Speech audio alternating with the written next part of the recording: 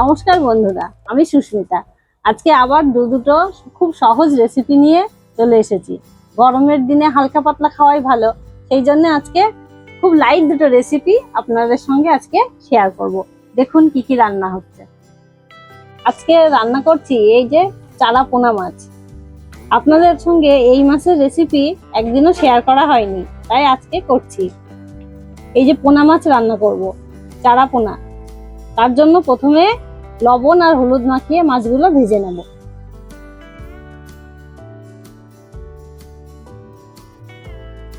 মাছে লবণ হলুদ মাখিয়ে রেখেছিলাম, এইবার মাছগুলো ভেজে নেব। তার জন্য কড়াইতে তেল দিয়ে দিচ্ছি। তেল গরম হয়ে গেছে, এবার মাছগুলো দিয়ে দেব।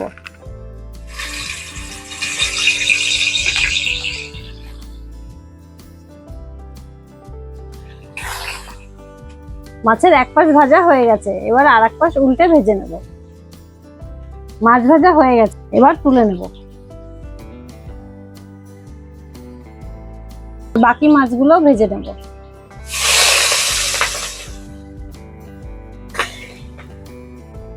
আজকে মাছের ঝোলটা করব একদম পাতলা, আলু বেগুন আর বড়ি, সেই জন্য এইগুলো সব এবার একে একে ভেজে নেব।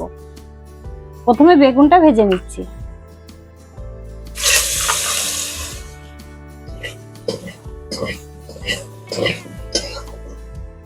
একটু লবণ আর হলুদ দিয়ে বেগুনটা ভালো করে লাল লাল করে ভেজে নেব।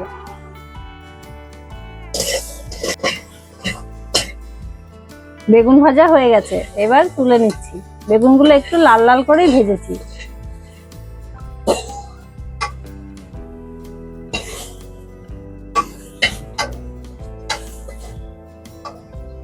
এবার বড়িগুলো ভেজে নেব।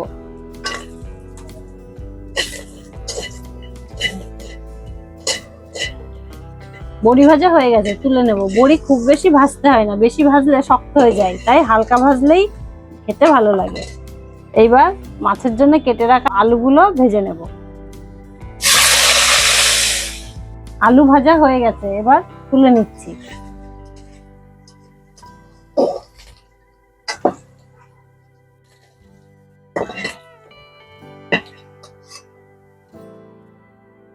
এইবার মাছের ঝোলটা করে নেব।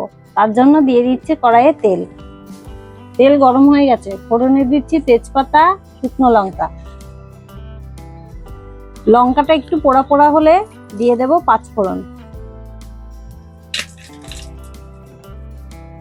ফোড়নটা ভাজা হলে এবার বেটে রাখা মশলাগুলো দিয়ে দেব, আদা জিরে আর লঙ্কা। মশলা যাতে পুড়ে না যায় সেই জন্য দিচ্ছি একটু জল। এবার মশলা কষানো হয়ে গেছে, তার মধ্যে এবার দিয়ে দিচ্ছি একটু ধনে গুঁড়ো, লবণ, হলুদ, রঙের জন্য একটু কাশ্মীরি লঙ্কা গুঁড়ো, আর দেব ভেজে রাখা আলুগুলো। এবার আলুগুলো মশলার সঙ্গে খুব ভালোভাবে কষিয়ে নেব।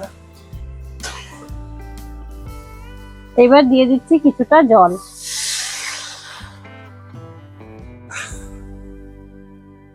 এখানে জলটা খুব বেশি দেব না, যাতে আলুগুলো সেদ্ধ হয় সেই পরিমাণেই দেব। এবার জল দিয়ে আলুটা ঢাকা দিয়ে দিলাম সেদ্ধ হওয়ার জন্য। এইবার দেখবো আলুগুলো কেমন সেদ্ধ হয়েছে। এই দেখুন, জলটাও প্রায় শুকিয়ে এসছে আর আলুগুলো খুব ভালোভাবে সেদ্ধ হয়ে গেছে। এই যে, আর মশলাটাও কষে তেল ছেড়ে এসছে। এবার দিয়ে দেব পরিমাণ মতো জল।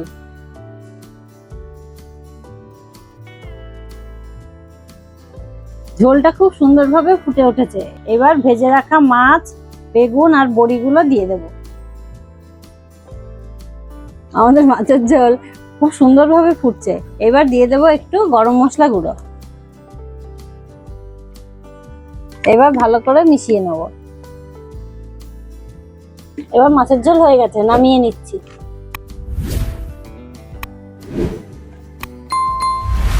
এই যে মুসুরির ডাল, এটা আমি আগে থেকে ভিজিয়ে রেখেছিলাম, তাহলে বেশ অনেকটা নরম হয়ে থাকে এবং রান্নাটাও খুব তাড়াতাড়ি হয়। এবার ভালো করে ধুয়ে নেব।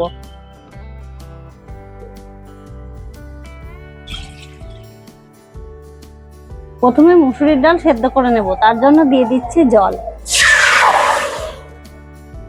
এখানে কড়াইতে যে জল দিয়েছিলাম সেটা গরম হয়ে গেছে, এবার ডালগুলো দিয়ে দিচ্ছি।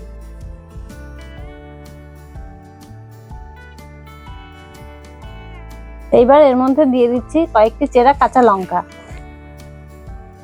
এবার ডালটা সেদ্ধ হোক। ডালের জলটা শুকিয়ে এসছে এবং ডালটাও খুব ভালোভাবে সেদ্ধ হয়ে গেছে। এইবার একটু এই ডাল ঘোটা দিয়ে একটু ডালটা ঘেটে নেব। ডাল খুব সুন্দরভাবে সেদ্ধ হয়ে গেছে এবং ডালটাকে ঘেটে খুব ভালোভাবে গলিয়ে নিয়েছি। এইবার দিয়ে দেব এর মধ্যে জল।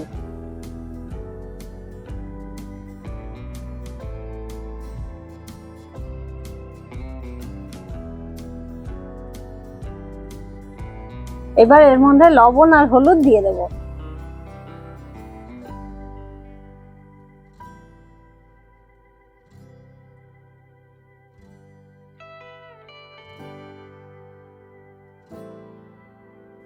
ডালটা খুব সুন্দরভাবে ফুটে গেছে, এবার নামিয়ে ফোড়ন দিয়ে নেব। হয়েছে, কড়াই গরম হয়ে গেছে, তেল দিয়ে দিচ্ছি। ফোড়নে দিচ্ছি শুকনো লঙ্কা, একটা তেজপাতা, 5 ফোড়ন আর কয়েকটি কারি পাতা। মুসুরির ডালে কারি পাতা মুসুরির ডালে কারি পাতা ফোড়ন দিলে খুব ভালো লাগে খেতে, আপনারা একবার করে খেয়ে দেখবেন।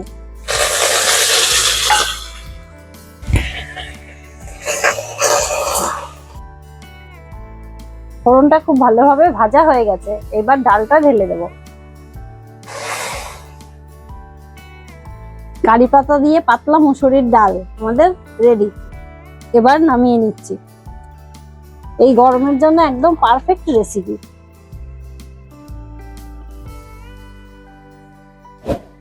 ভিডিওটা ভালো লাগলে একটা লাইক দিন আর সাবস্ক্রাইব করে পাশে থাকুন, কারণ এমন ঘরোয়া আবেগভরা রেসিপি নিয়ে আবার ফিরবো আমি।